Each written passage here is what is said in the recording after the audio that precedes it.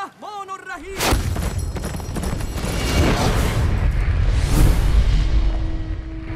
اکنون تمامیت ستم مرا به تسلیم یا به شمشیرهای آخته فراخوانده است. بدانید که من برای اصلاح امت رسول الله به پا خواستم.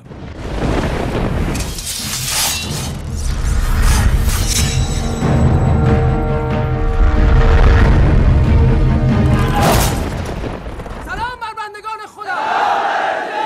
ای خدای رحمان و رحیم، سفره‌های ما خالی، کودکانمان یتیم، انبارمان تاراج، نویرمان به یغما رفتند. کوفیان با نوشتن هزاران نامه به حسین از خلافت خروج کردند.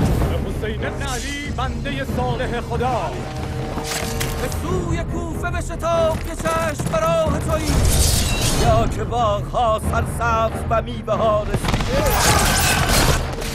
به من نوشته‌اید که در مسیر حق و عدالت امامتان باشم. بگویید با کدام حجت مرا به سوی خود خواندید؟ بسید خلیفه بر حق خداست. امیر تو فرزند تباهی است. بگو حسین از خلافت ما چه میخواد؟ در پی تصاحب خلافت است. فرشته نجات امت اسلام کی؟ او کیست؟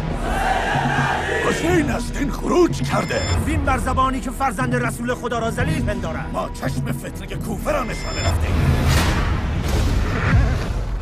طلایه‌دارشان کیست؟ آن که سرش یا نامه بیعتش با من به سر تا سر فتوحات ما در شرق و غرب عالم میاد. حسین در راه پاسختان به دعوت حسین چی؟ کنم به کوفه بتازم یا بر حسین آموز کنم؟ از حسین بخواد با یزید بیعت کنم. اگر سنگ بر من ببارد دست در دست شما نخواهم گذاشت. افسون حسین فقط با خون او خنثی می شود. سروری سزاوار کسی است که بی‌محابا بر خصم خلافت عالمگیر یزید اسب بتازاند. آماده این به فرمان تو بر خصم خلافت حسین ابن علی یورش برید.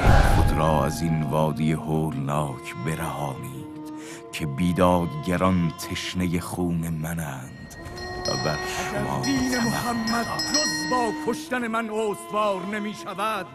ای شمشیرها مرا در آغوش گیرید.